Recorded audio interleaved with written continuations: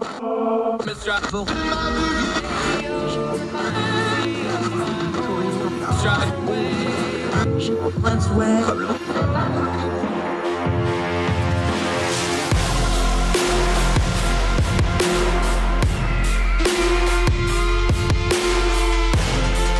your host, Andrew Donaldson.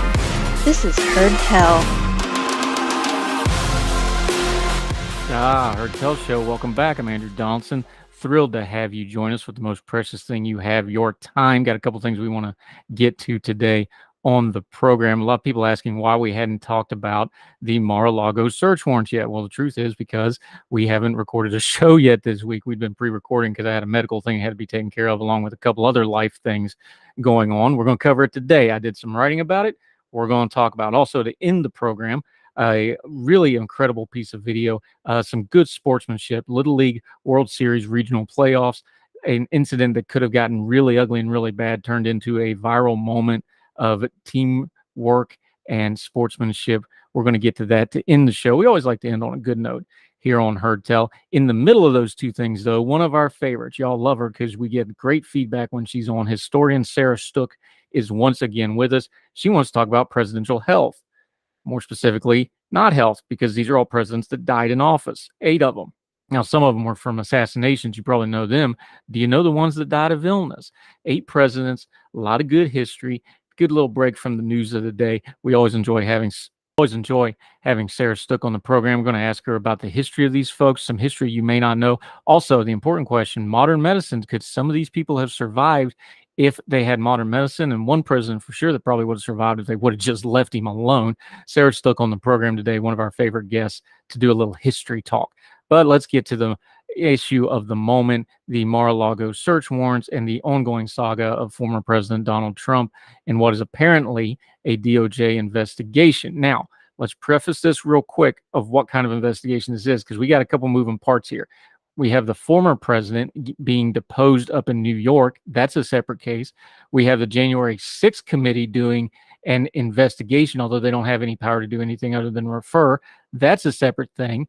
And we also know the DOJ itself is investigating January 6th also because they've got hundreds and hundreds of people that are already been either in court convicted or awaiting trial based off that. That's also a separate thing. So there's a lot of cross streams here where people want to put them all together. By all the reporting and everything we know, this is related to the National Archives complaint that when he was president, Donald Trump took classified materials and other archivable stuff that by law has to stay in the White House. By the way, this is a law that President Trump signed in 2018 that updated all this. He took all this material down to Mar-a-Lago with him. We know this because they went down there in June and visited and was trying to find some of this. Now, some of it's already been returned, but apparently they think there's more to it, and that's what this was about. It was not specifically about January 6th as of this time. Anyway, this all went down on Monday night. This was also the day that Olivia Newton-John died, so I wanted to just sit down and watch a little Grease with everybody in my family and deal with a cookie situation where the youngest cookies didn't come out really well, although she's an excellent baker and she'll make that up quickly. All hell broke loose. So then we had to deal with this. And that's when everybody lost their mind. This is me writing in ordinary-times.com. Thus, the freakout commenced. Before Mar-a-Lago staff had even gotten the gates closed behind the departing feds, the interwebs started losing their minds over the events of the day. Predictably, we've gotten nearly 6 years of Trump coverage that ranges from the periodic "we got him for this time for sure" to the constant drumbeat of political witch hunt from the former president's very own lips, tweets, and whatever it is that social media platform that doesn't seem to work very well is now called. The Mar-a-Lago search warrants was immediately crudgelized. It's like a crudgel, for those of you from Logan. It's something you beat people over the head with. By his own online supporters who sang of the Stasi in a synchronized staccato that I'm sure was totally organic and not at all coordinated since they all were tweeting the same things over and over again. A banana republic, that's a quote, declaring the sitting governor of Florida, who not very discreetly wants to be more than just the governor of Florida.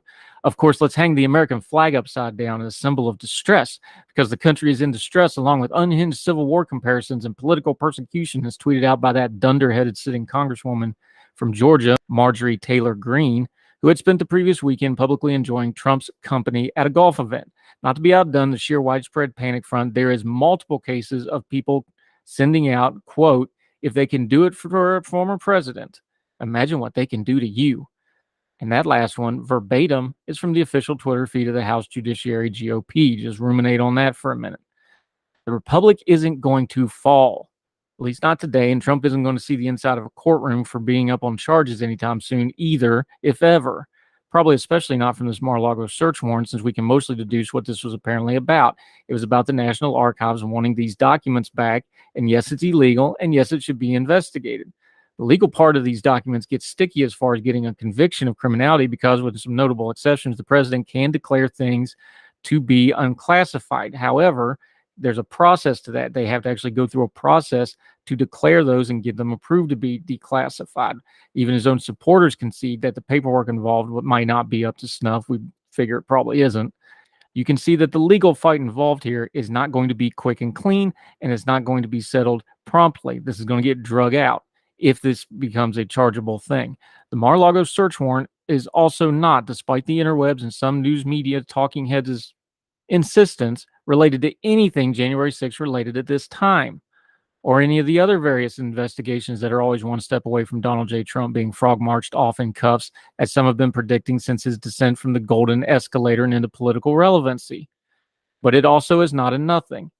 And unless there was some serious malfeasance somewhere in the chain of acquiring a federal search warrant from a federal magistrate to executing the Mar-a-Lago search warrant, there is a something here. Something, not a nothing, that already know taking of documents from the White House that is against the law that needs to be fully investigated.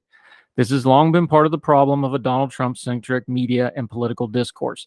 It is always, immediately, in all things, a choose-your-own-adventure of media coverage and social media hot takes, with folks cranking the hyperbole and vitriol up to 11, since they can avatar the situation to become what they always wanted it to be anyway.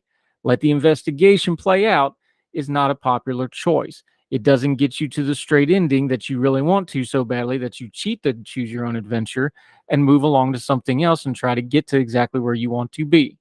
But it is the right way. Let the investigation play out. Turn down the noise of "we got him this time" and the caterwauling justifying pretzel logic that not only is Trump above the law, but that he cannot even be investigated because of Hillary Hunter or 1,000 other things from the previous edition of Choose Your Own Adventure political corruption. They can do it to you only makes sense if you accept the premise that you are exactly like Trump, just as immorally and casually corrupt to break norms and rules with thoughtless will. Then you see everyone is doing it, so it's totally wrong to even investigate, because then you are just picking on the one person who knows what's really going on, or something. Witch hunt, garble, garble. Just let the story breathe. Let the investigation play out. Then start parsing out if the investigation was properly conducted and if its conclusions have merit. Most importantly, go do something else while the investigation works. This is going to be weeks, if not months. Go take a walk, pet a puppy, watch Grease, and let the dearly departed Olivia Newton-John sing "Hopelessly Devoted to You" about Danny Zuko. And let the timeless piece of work stay just that, singing such a song lyrics that politicians, or worse, dedicating your whole personality and personal agency to the narrative of the day. Just makes you look silly. It's me writing at ordinary-times.com. We'll link to the full piece. More Hertel right after this.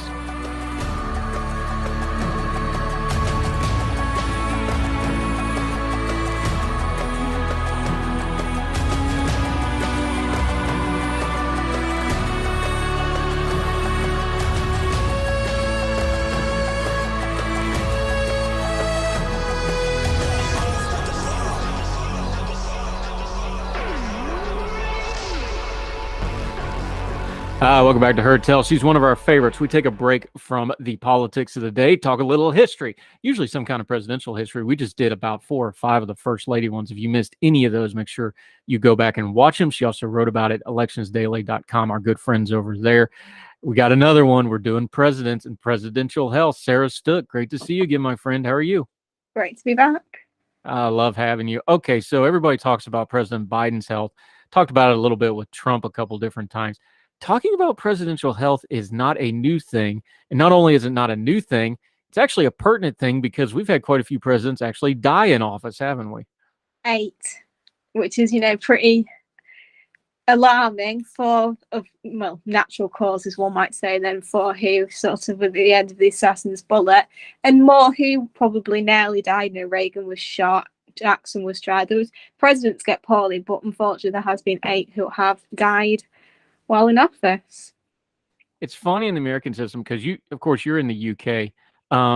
It's very you're just used to your leaders resigning or getting out of office some other way. We've had only one resignation, although we've had a couple that gotten close.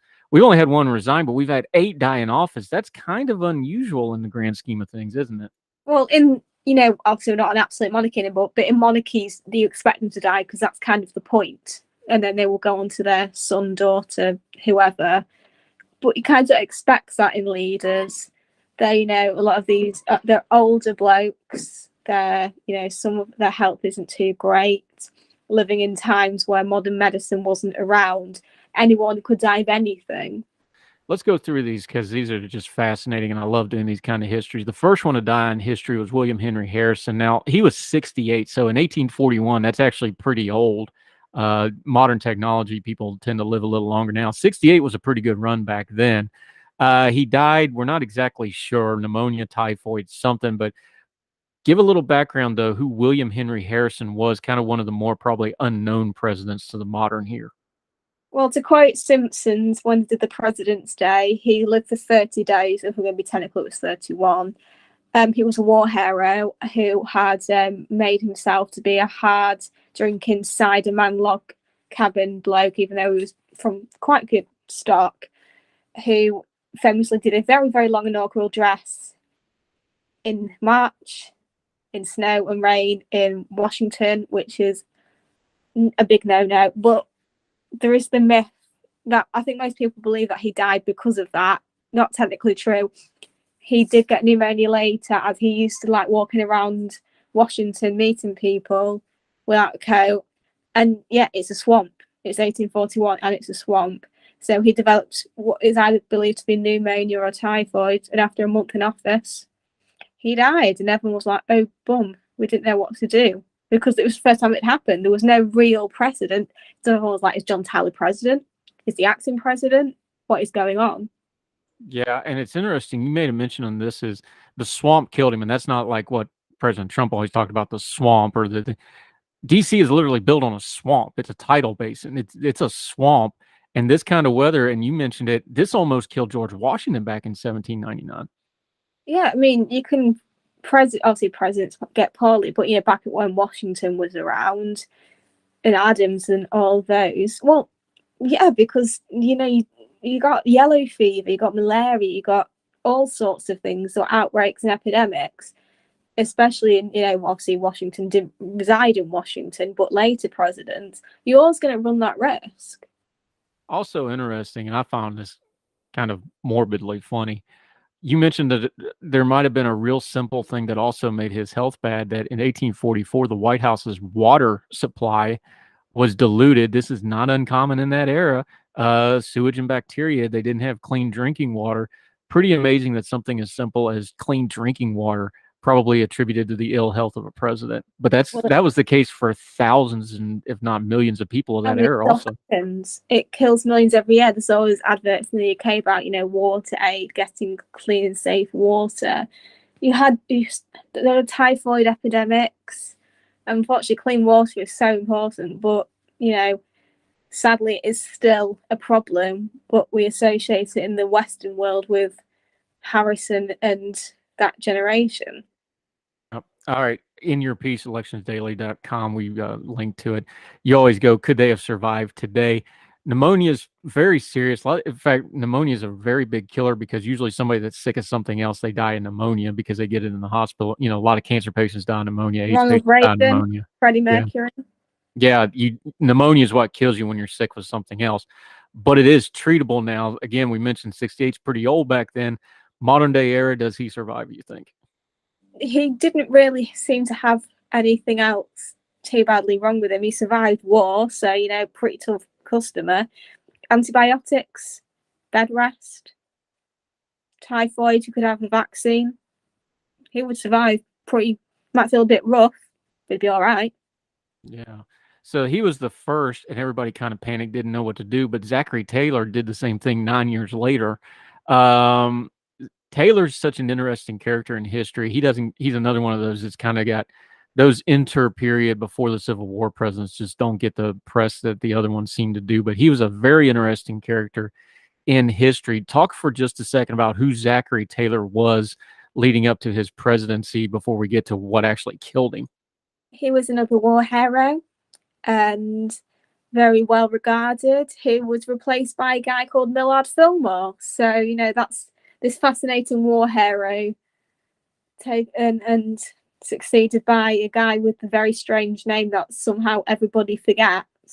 He was at a 4th of July celebration. He had some cherry with raw milk with raw rice. And yeah, he died of gastroenteritis, something along those lines, because that water, that milk, that ice was not very clean.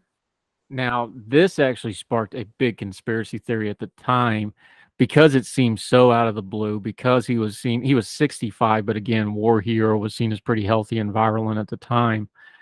There was a conspiracy that maybe there was an assassination here, that it was arsenic, that it was some kind of poisoning, because it did seem so out of the blue, and because he did seem to suffer of a stomach thing for, I think, 5 or 6 days he lingered before he finally died of it. And plus, you know, there was rumors that, you know, the Confederates, well, the later Confederates, the South versus the North, they weren't happy with him.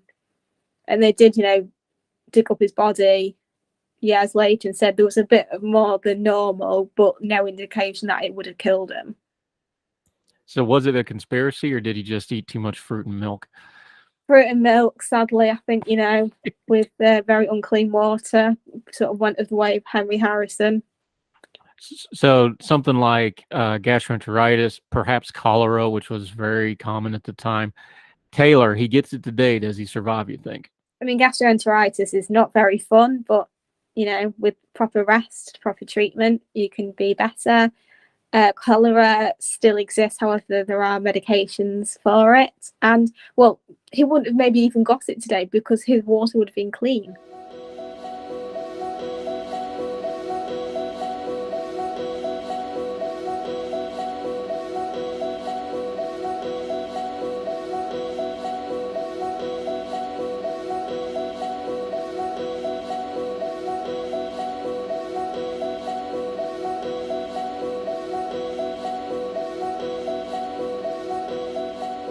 True enough. All right, here's one everybody probably thinks they know, but there's probably some ins and outs of it that folks probably aren't aware of.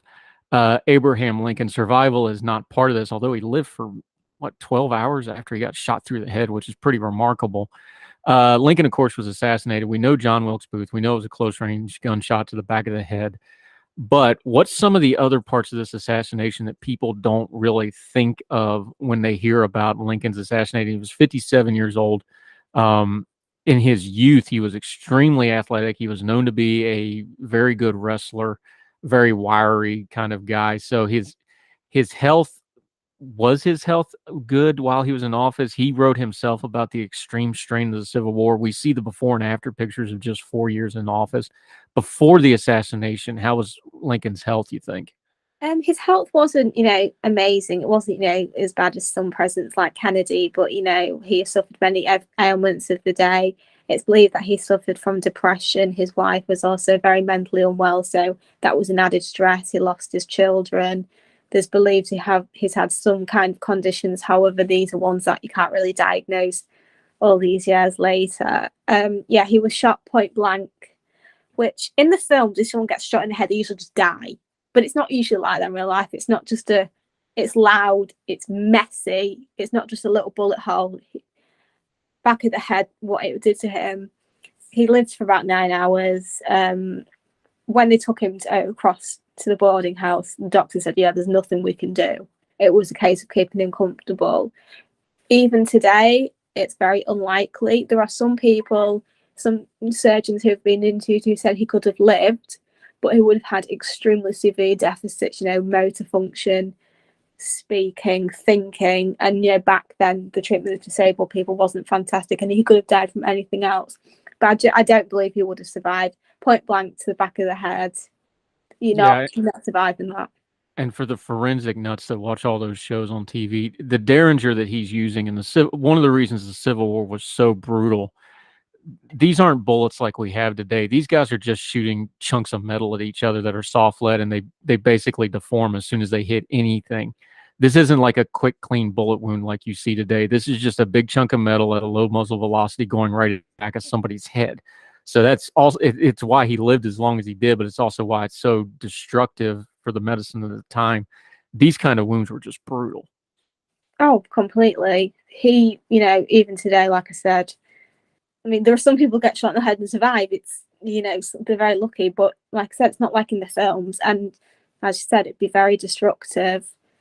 And, it would have killed probably even a healthier man. If it could be a young 20-something man. Sadly, it's one of those things that doesn't really discriminate by age or health. Yeah, and historically, just put a little perspective on it, because we've had 2 presidents die in office before this. You got to think of the time period. The Civil War was extremely traumatic to the nation. This was really something that just struck everybody to the absolute core when Lincoln got shot, wasn't it? I mean, it's the first time the president was assassinated in office. So, it's not just a death, it's an assassination. As you said, it ended an extremely traumatic and bloody war. He'd led the nation through it. So you couldn't really imagine anybody else, sort of like Roosevelt with World War II, taking over. And if you said to somebody, famous assassinations, even the UK people might say Lincoln. Really? Why is that? Just because it's such a strong, because you've had some stuff in UK history as well. It's interesting they would say Lincoln. Well, we've only had one prime minister assassinated, and that was Spencer Perceval back in the early 19th century. But when you think of assassinations, you might think attempted assassinations, you might think of, Margaret Thatcher. Maybe in the UK, maybe Lord Mountbatten, IRA, sort of that kind of one. But if you said to me assassinations, my mind would immediately go to maybe like Martin Luther King. Right. And you've talked before that Kennedy was kind of a worldwide thing for a lot of folks as well. Fascinating stuff. One more of this earlier era, and then we're going to get into the more of the modern era of presidents. But James A. Garfield, I find this case so fascinating because I've actually read quite a bit of the medical stuff. I've watched some shows on this. This is one of those, if they'd left him alone, he probably might have lived. But we'll get into that in just a second. Start with James A. Garfield, who he was, a little bit about his presidency, and what led up to this assassination. He was quite young. I think he was only about 49, 50 when he died. So one of our younger presidents. He was a Republican who had served under Rutherford B. Hayes and also McKinley, a few of the Civil War presidents. He was coming out of a train station, along with Lincoln's son, who had an unfortunate timing of being around or near 3 of the 4 presidential assassinations that he was alive for. So he was shot by Charles Guiteau, who was a mentally ill man who believed he was, somehow related to Richard III of England. As Garfield, he'd pledged to end the act of patronage, where people would basically support you and then you get a job. He was against that. And he tried to get hold of Garfield, because back then you could basically walk into the White House. It's a little bit concerning. And Garfield said no, and so unfortunately he was shot, and he lingered for quite a while, quite a few months. Like you said, the bullet wound, I mean, obviously no bullet wound is particularly a good thing, but if it'd been left alone or actually done surgically properly, he would have been fine. He was young, fairly healthy. There's no reason to think he wouldn't survive, even in that day and age. But they hadn't actually worked out about bacteria yet, and that you're supposed to wash your hands. So, they thought, we're doctors. It was considered extremely offensive to say that doctors were unclean. The person who discovered germ theory was actually locked in an asylum for daring to suggest that the hands of doctors were unclean. So they were prodding around, poking everything, while he was in probably absolute agony.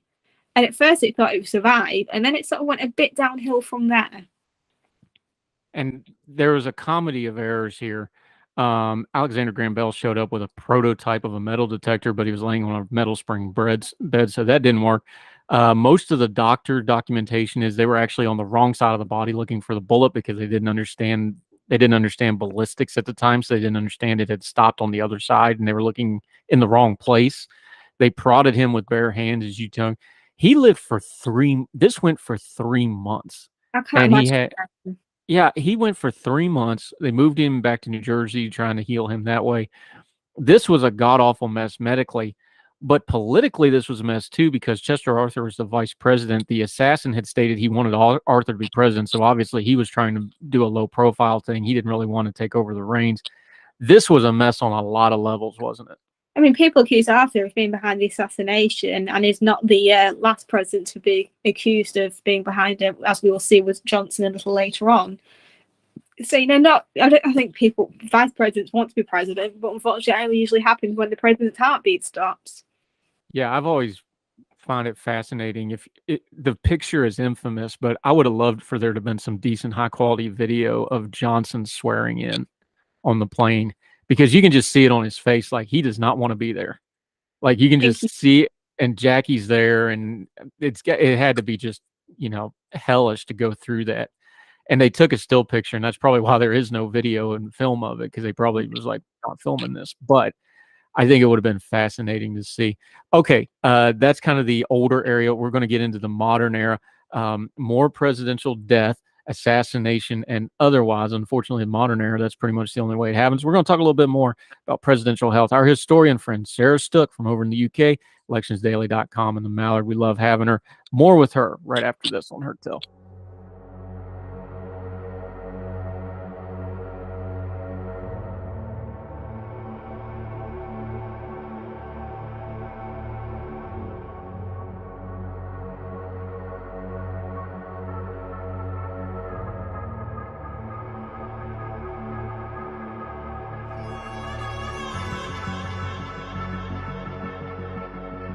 Welcome back to Heard Tell. We're talking to our friend Sarah Stook over in the UK, our historian friend. We're talking about presidential health, more specifically those who health failed either by illness or an assassin's bullet. This is the latter. William McKinley, 1901. He's 58 years old. He goes to this exhibition up in Buffalo.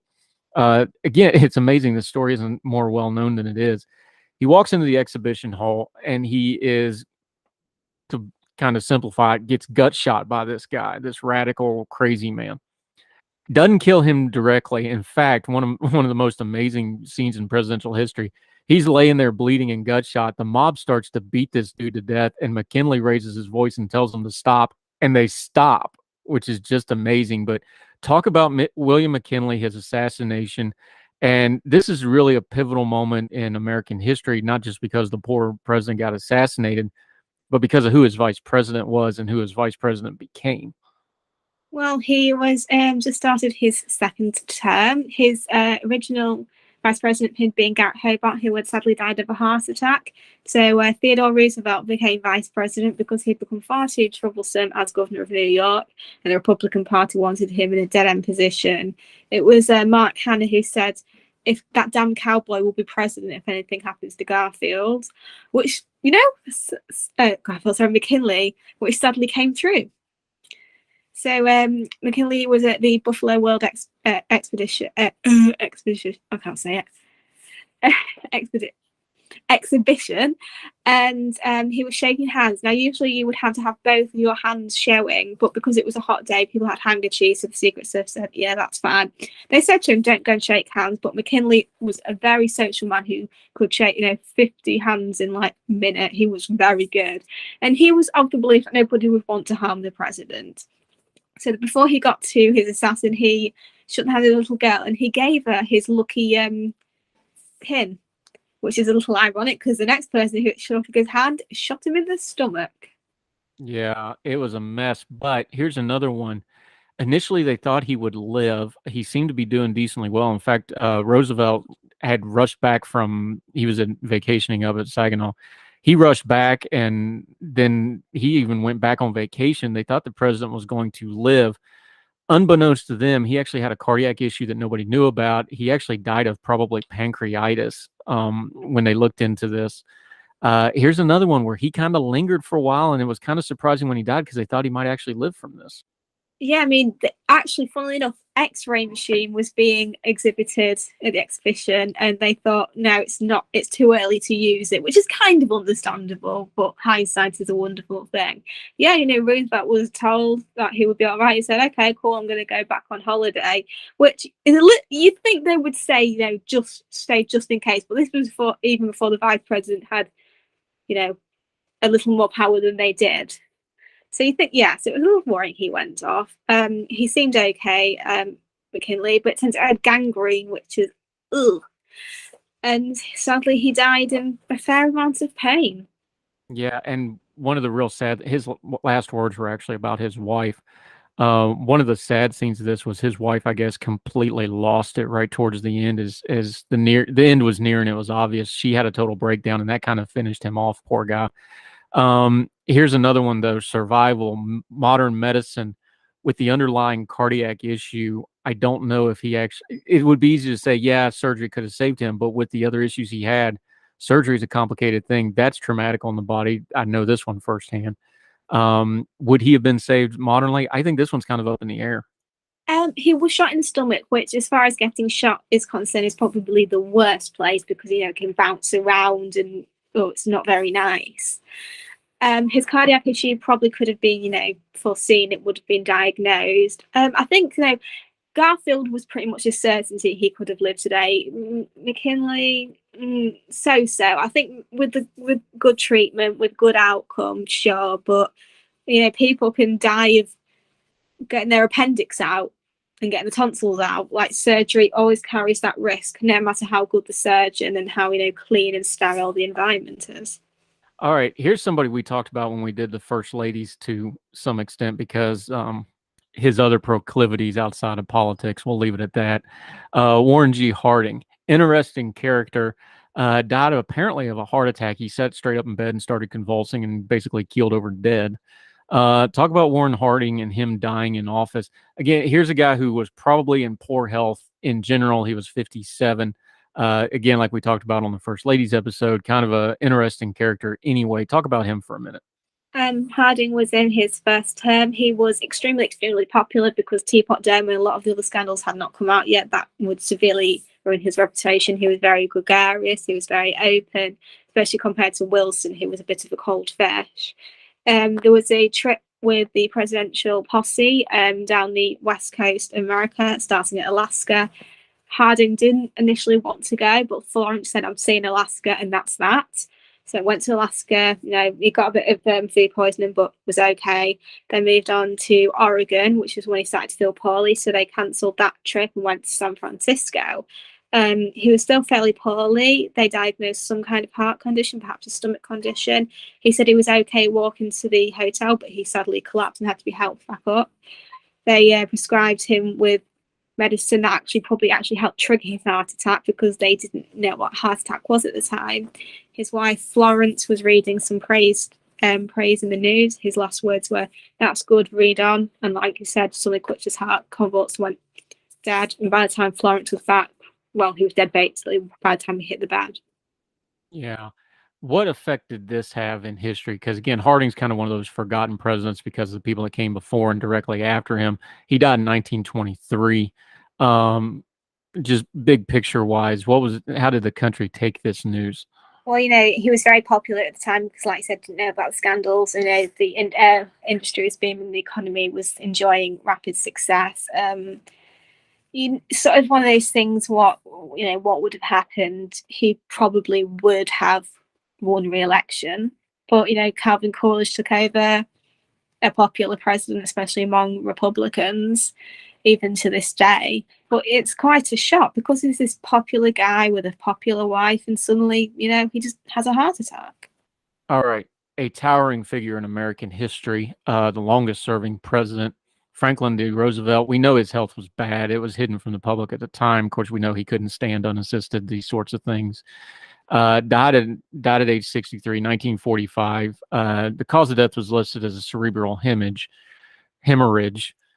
This had to just be brutal to a nation who had just kind of come to rely on FDR, whatever you thought of his politics and all that stuff. He'd been president for half a generation at this point. He'd been president for 12 years. Many people couldn't remember a time before him. Yeah, really. And, World War II is winding down. People are starting to see the end of the light at the end of the tunnel of World War II.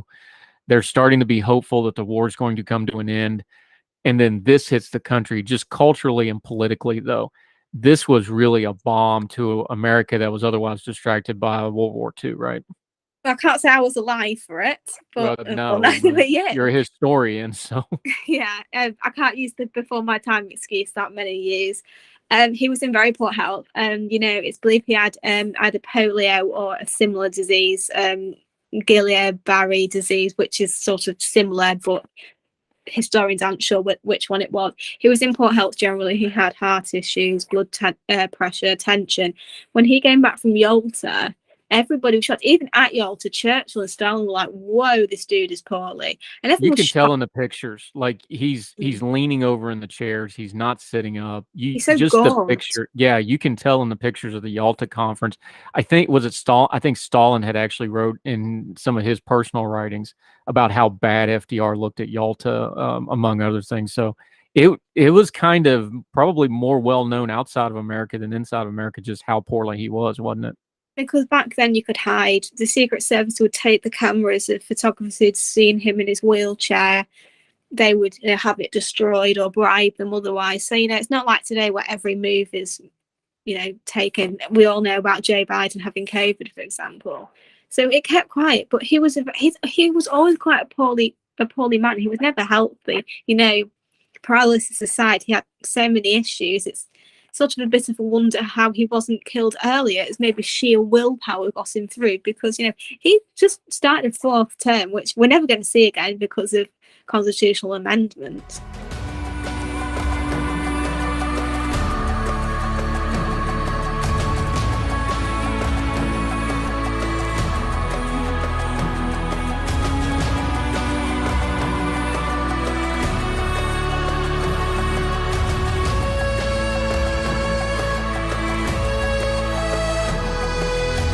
Fair to FDR, though, we know what the Civil War did to Lincoln. Wilson wrote about the strain of World War I, even though that was only really about a 2-year, 18-month period, and he was incapacitated for part of that, but that's another story for another day.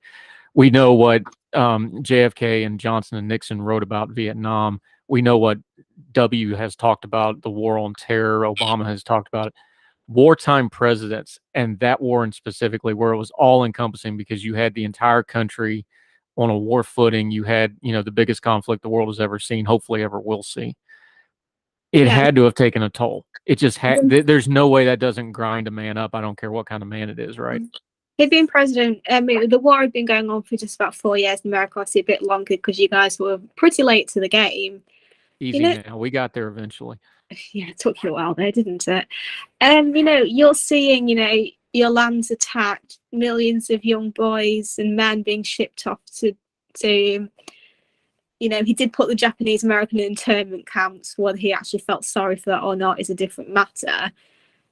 It's not easy being a president, even in peacetime, I'd argue. Wartime is just in the kettle of fish entirely, which is why I firmly believe if a president, prime minister, or leader puts themselves, you know, in glory in wartime, that is why they're remembered. And I think foreign policy can make or break a president. And, you know, his obviously foreign policy is still extremely domestic, is really well guarded today, and he is constantly seen as one of, if not the best president. But yeah, it was long and tiring. Still managed to find time for affairs, though. Yeah, a great movie about the Hudson. Bill Murray plays FDR. You ought to go watch that movie at some point. Okay, here's the one that looms large anytime you do a list of presidents dying in office. I guess generationally, this might be easing off just a little bit because time passes. But the assassination of JFK, we've talked about it before with you as we've talked about presidents over the years. Where does this sit in the consciousness today? Because again, that generation where, everybody knew where they were when JFK died, you know, they're getting older now. It's more of a historical thing now than a lived experience. Does it still loom as large as it did? And where is it in kind of the collective consciousness, the assassination of JFK? I don't think my generation has had its you remember where you were moment yet. The 1963 assassination was something my nana can remember, and said everyone was very shocked and upset because he was young and handsome and popular. You know, for my mum, it was Princess Diana dying and 9/11. I was alive for 9/11, but I was pretty young, so I have absolutely no memory of it. But yeah, that was the remember where you were moment. And, you know, it was so sudden. It wasn't like he was known to be poorly. He was probably one of the sickest presidents we've ever seen. but this was hidden, of course, because you could back then, and Joe Kennedy spent a lot of money trying to hide it. So he's going along in, people don't realize how unsafe Dallas was for him. This was, just the civil rights movement was really gaining speed when, race relations were so poor. Dallas was dangerous. He was told in no uncertain times, you should probably not go. There were threats. The Secret Service was processing hundreds, if not thousands, of threats, handbills calling Kennedy a traitor. But he had to, because he needed Texas for 64. So off he went with Jackie, and usually Jackie didn't go, but they'd lost their son Patrick very shortly before, and she said, "Okay, I'll come." And she was extremely popular, so she was sort of a great campaign asset. He went with Governor Connolly, Nellie Connolly, the Johnsons, driving along, and suddenly, boom! 3 shots, 2 hit him, one sort of in the neck area and one in the head. He's straightened up by his back brace, so that hits him. Blood, skull, bone fragments all over the car. Clint Hill jumps on the top. They rush to Parkland. He was certainly wouldn't survive. This isn't a case of Garfield and McKinley when it was definitely either. I mean, even Roosevelt, cerebral hemorrhages are really, really bad at the best of times, and he couldn't. A man of his health and age, even today, probably wouldn't survive. But with Kennedy, people could say he survived, but the man had half his skull out. When they got to Parkland, they looked at him and said, "No." I mean, they tried. They had to do something, thoracotomy, heart massage, but he was missing half his brain, half his skull. He never regained consciousness. He was kind of there but not there. Last rites, dad his last rites like 5-6 times in his life. So his was a very horrific death. Hopefully for him it was instantaneous, but for Jackie and the Connollys, because we forget Governor Connolly was shot as well. Luckily he survived. And the thing about Kennedy that they didn't know then, because the press is different, we do know now, Kennedy may not have lived out his term anyway, because his health was so bad. They had him on all kinds of drugs to keep him going. The reason that when you look at the video of the assassination, he falls so funny, like you mentioned, he had to wear a very heavy back brace to kind of keep him upright because his back was so shot.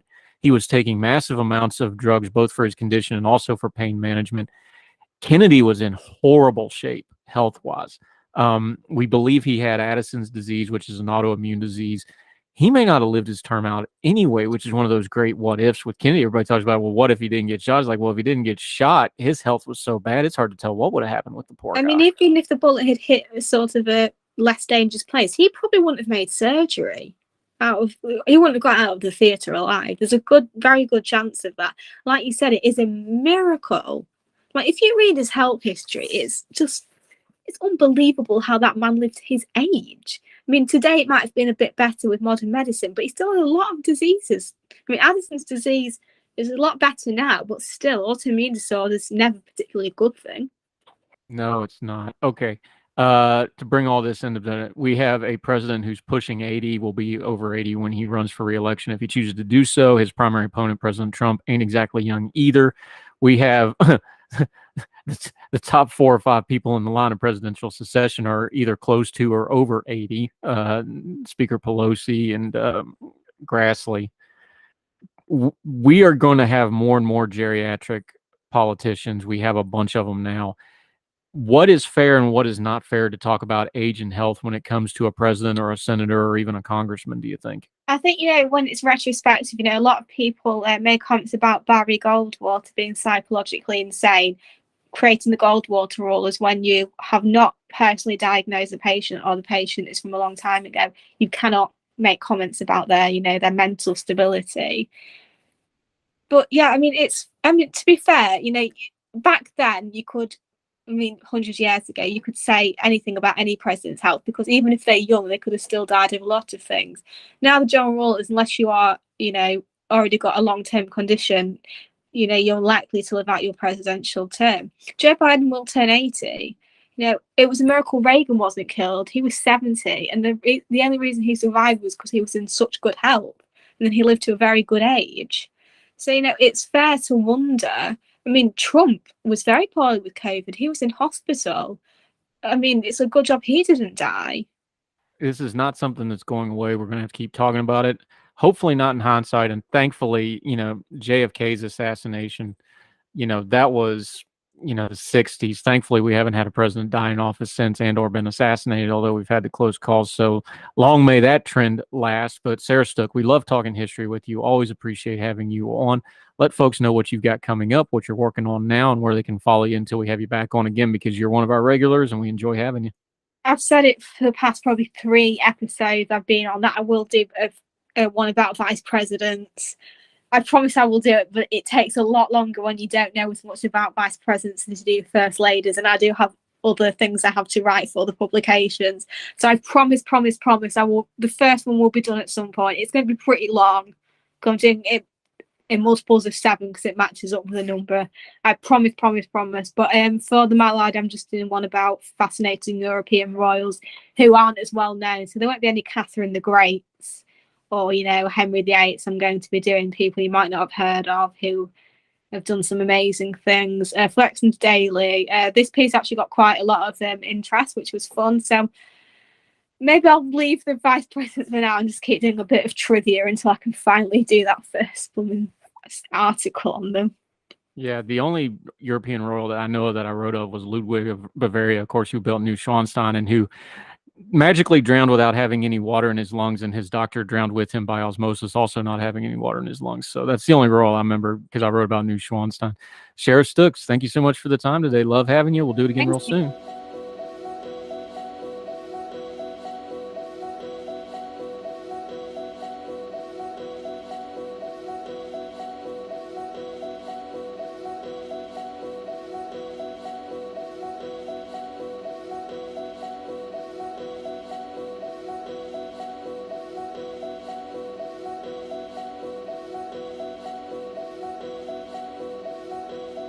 Welcome back to Heard Tell. We always try to end on a good note. This one, you really need to watch the video. We'll link to it in the show notes, but it's an incredible piece of video. The regionals for the Little League World Series are being played to see who gets to go to Williamsport. Always an exciting event. A team from Texas was playing a team from Oklahoma when this happened. This is from the AP. Right-hander Caden Shelton of Pearland, Texas, was facing batter Isaiah Jarvis of Tulsa, Oklahoma Tuesday when an 0-2 pitch got away from him and slammed into Jarvis's helmet. Jarvis fell to the ground, clutching his head as concerned coaches ran to his aid. But after a few moments, he was fine. The helmet had caught most of it, and his head cleared enough. He took his base and prepared to continue the game. Meanwhile, Shelton stood on the mound staring at the ground in tears over what happened, was visibly upset. After a moment, Jarvis called time and walked to the mound and put his arms around Shelton, telling him, "Hey, you're doing great. Let's go." Shelton's teammates and coach gathered around the pair to join in, consoling the young righty. The gesture drew a standing ovation. Pearland went on to beat Tulsa 9-4 and advanced to the Little League World Series in Williamsport, Pennsylvania, starting next week. An amazing show of sportsmanship. This could have been really bad. It caught kind of the ear flap in the bill of the helmet another inch or two, and this might have been a different story. Played out well. The best of what youth sports should be, and too often is not. Please go watch the video. We'll link to it in the show notes. That'll do it for Heard Tell. As always, we'd love to hear from you. HeardTellShow@gmail.com. Heard Tell Show on the Twitter. We've done whole shows and whole segments just based off your questions, concerns, epistles, whatever you got. Got some criticisms? We might even do a segment on that. Be nice. Keep your bearing. But we'd love to hear from you and take your questions and interact with you. Because if you're not listening, there's no point in us doing this. It's a partnership. So in the meantime, wherever you and yours are, across the street or around the world, we hope you're well. We hope you're well fed. We'll talk to you again tomorrow for more Heard Tell. All the music on Heard Tell is provided under a Creative Content license from monstercat.com.